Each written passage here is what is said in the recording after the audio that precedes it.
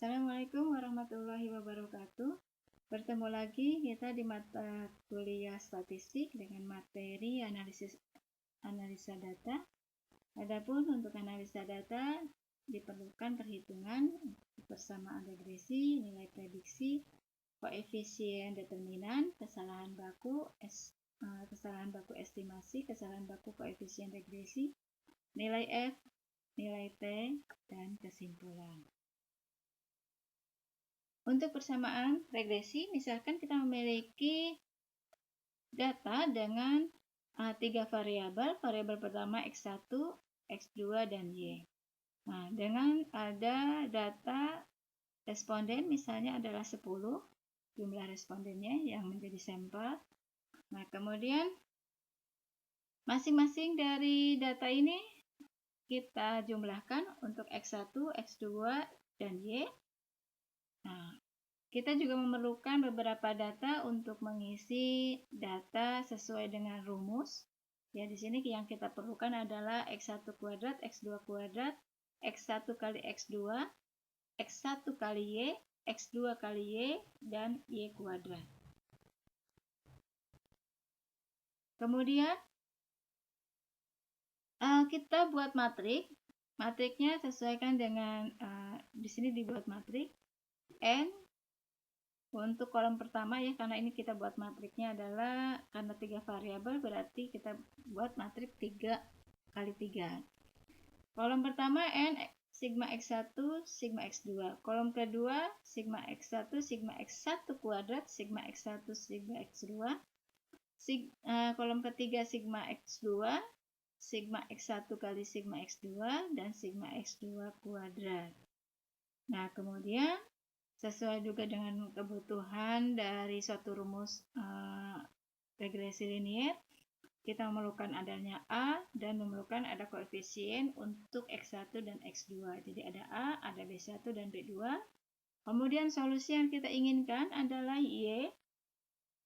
Kemudian Y kali X1 dan Y kali X2.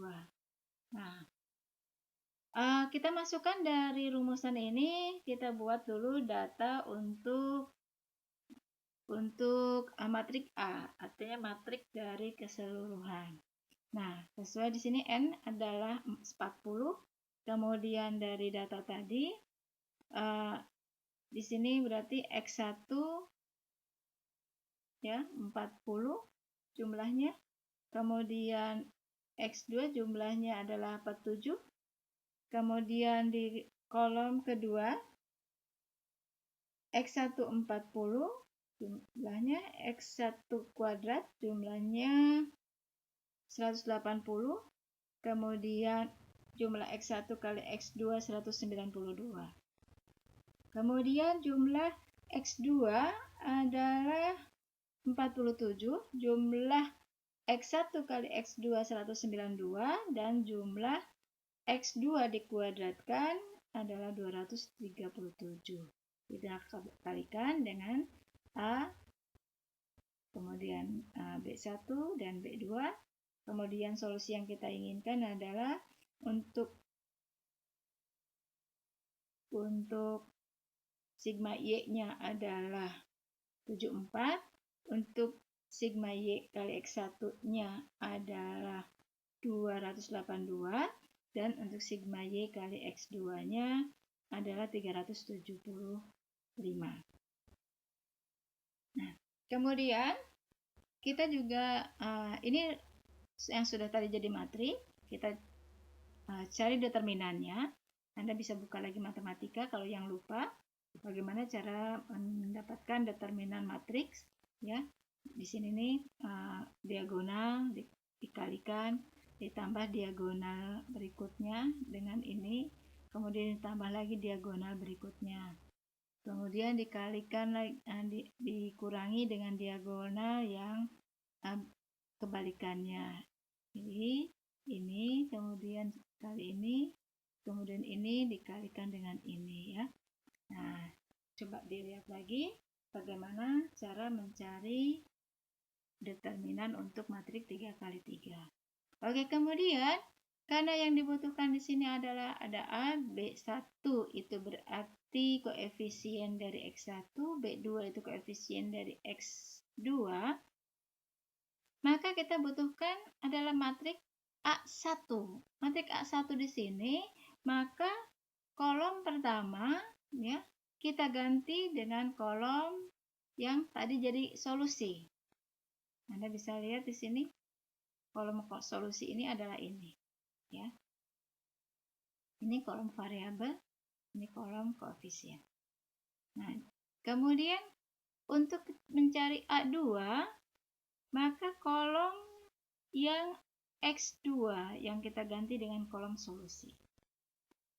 Untuk mencari A ketiga, matriks ketiga, ini kolom ketiga yang kita ganti dengan kolom solusi. Sehingga masing-masing kita dari setiap matriks ini kita cari matriks determinan matriksnya. Kemudian kita hitung untuk mencari A, maka perbandingan antara determinan matriks A1 terhadap matriks A. Kemudian untuk mencari B berarti perbandingan antara determinan A2 terhadap determinan A. Untuk mencari B2 berarti determinan untuk A yang ketiga dengan determinan A ya. Nah, ini kita masukkan angkanya sehingga di sini A adalah dapat 2,55, untuk B1 min 1,09 dan untuk B2 1,96. Nilai ini kita masukkan pada rumus Y sama dengan A plus B1 kali X1 plus B2 kali X2 plus E. Masukkan nilai-nilainya ya.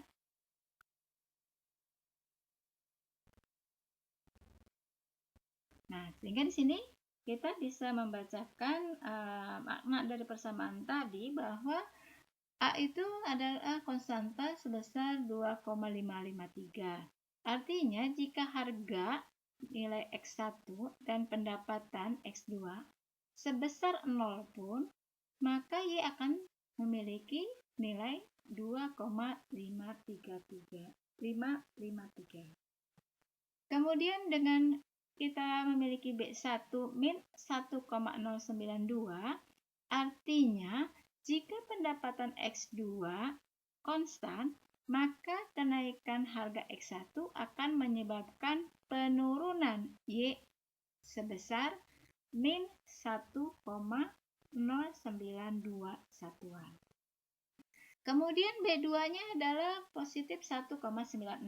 Artinya jika harga X1 konstan, maka kenaikan pendapatan X2 akan menyebabkan kenaikan Y sebesar 1,961 satuan. Nilai ini bisa buat suatu prediksi kita dengan kita memasukkan, jika A-nya kita masukkan 2,553 ditambahkan koefisien B1, kita prediksikan dengan meminta harga nilai harga sebesar 2 dan pendapatan 3. Masukkan B1 kali 2 dan B2 kali 3. Nah, ini adalah beberapa percobaan ketika kita memasukkan angka-angka X1 dan X2 sesuai yang ingin kita prediksikan.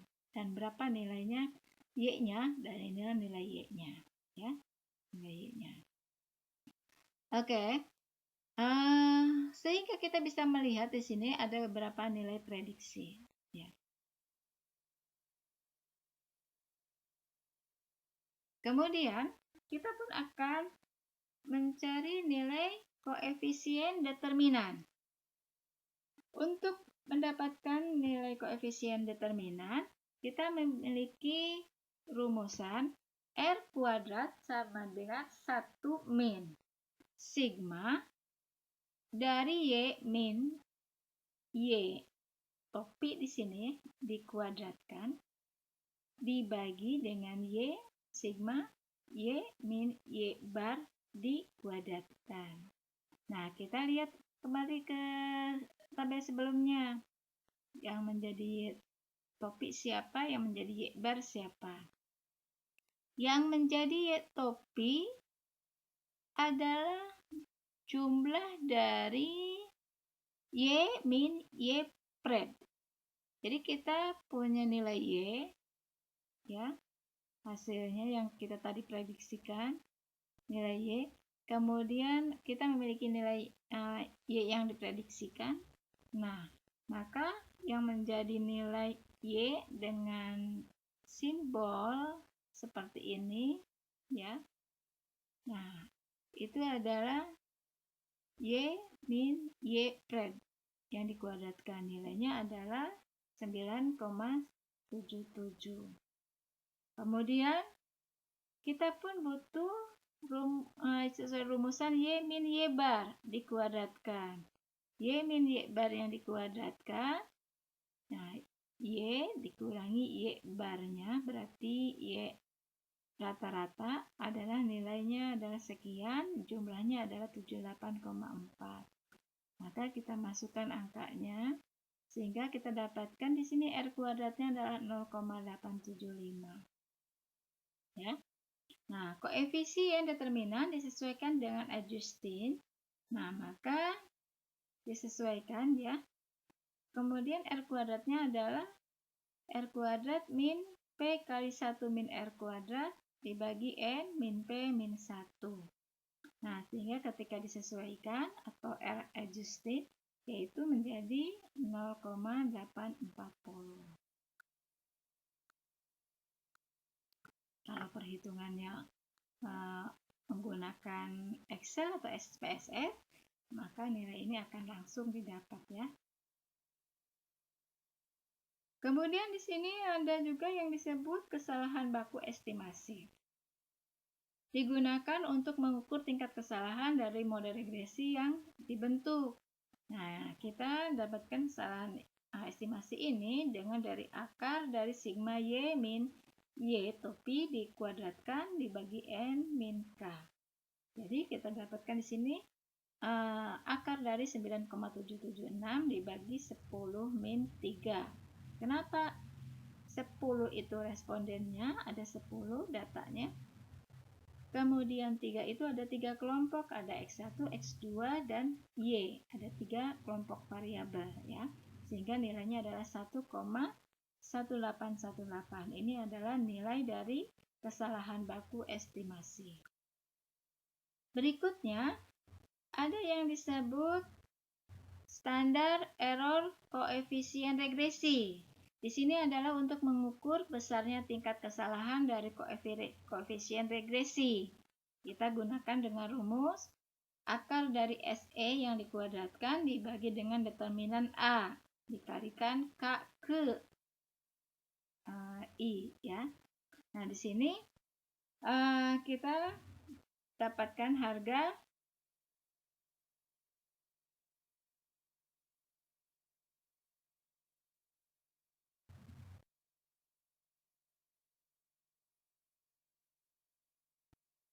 SE kuadratnya tadi 1,1818 dikuadratkan. Kemudian ini adalah determinan A-nya. Kemudian nah, 5799 ini adalah K ke I. Ke I-nya 2. Jadi apa ini?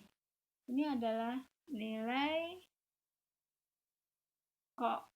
kofaktor ya, kofaktor kedua. Nah, ini juga Anda bisa dapatkan dari metode matrik ya.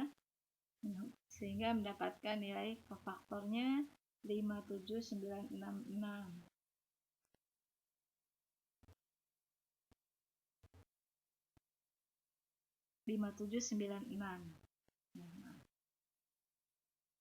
Kemudian untuk SB yang pertama kita mencari di sini adalah kofaktor yang kedua. Begitu juga ini dengan kofaktor yang ketiga ya.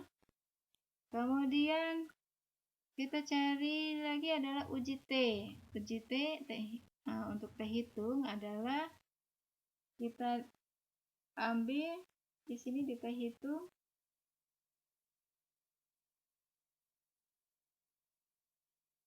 BJ dibagi SB ke J. Jadi kita cari di sini T untuk X1 dan T untuk X2.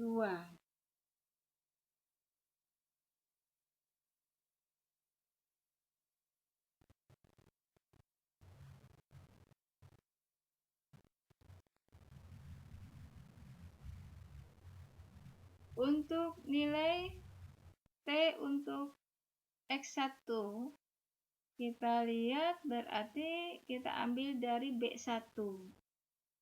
Ya. Untuk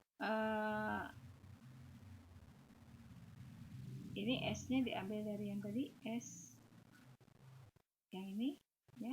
Kemudian untuk T kedua kita ambil dari B2, kemudian dibagi dengan data 0,3 ini, yaitu SP2, ya.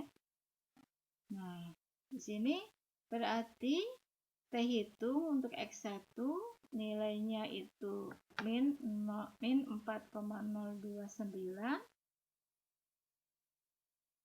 Kita bisa lihat di tabel, tabelnya adalah untuk data 10, berarti kita ambil dekanya itu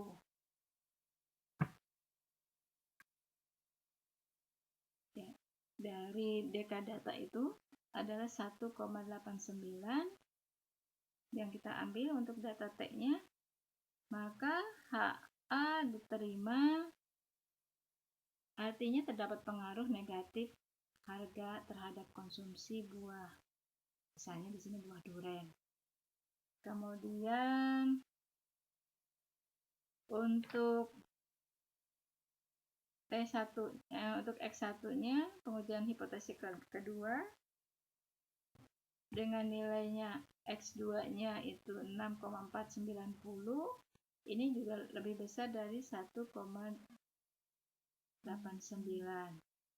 Jadi di sini HA diterima, terdapat pengaruh positif terhadap pendapatan terhadap konsumsi buah. Nah, berikutnya kita misalkan di sini ada hipotesis untuk menguji variabel yang paling berpengaruh. Maka kita gunakan uji elastisitas atau uji koefisien beta.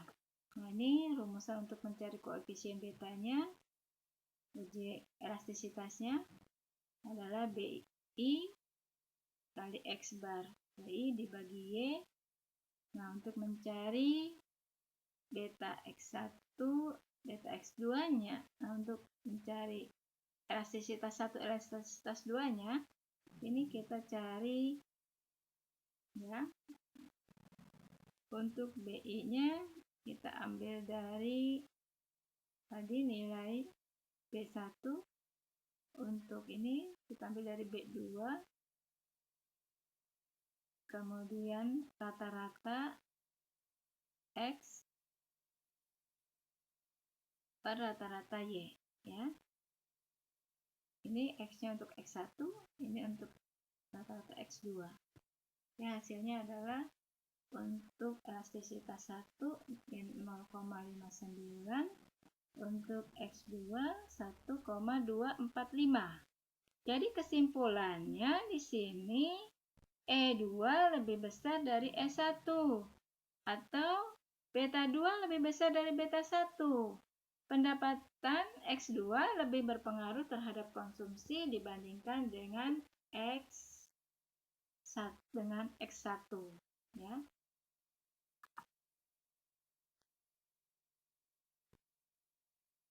Uji F.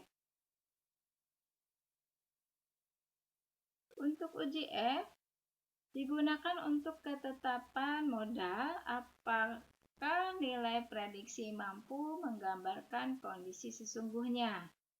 Nah, di sini H0 diterima jika F hitung lebih kecil sama dengan F tabel, dan HA akan diterima jika F hitung lebih besar daripada F tabel. Ini rumusnya untuk mencari F, R kuadrat dibagi K-1 dibagi 1 min R kuadrat dibagi N min K. Nah, nilainya kita masukkan angkanya, R kita dapatkan yang tadi R kuadrat. Nah, dimasukkan angkanya menjadi hasilnya 24,567. 24,567 ini lebih besar dari F-tabel. F-tabel yang didapat dengan data 10 itu adalah 4,74. Maka persamaan regresi dinyatakan baik atau good of fit. Kesimpulannya di sini, maka terdapat pengaruh negatif harga terhadap konsumsi buah. Yang kedua, terdapat pengaruh positif pendapatan terhadap konsumsi buah. Yang ketiga, pendapatan memiliki pengaruh yang lebih besar dibandingkan harga terhadap konsumsi buah. Implikasinya, sebaiknya pemasar buah mempertimbangkan harga dan pendapatan, akan tetapi lebih mempertimbangkan pendapatan masyarakat dibandingkan dengan harga buah dalam merancang strategi pemasaran.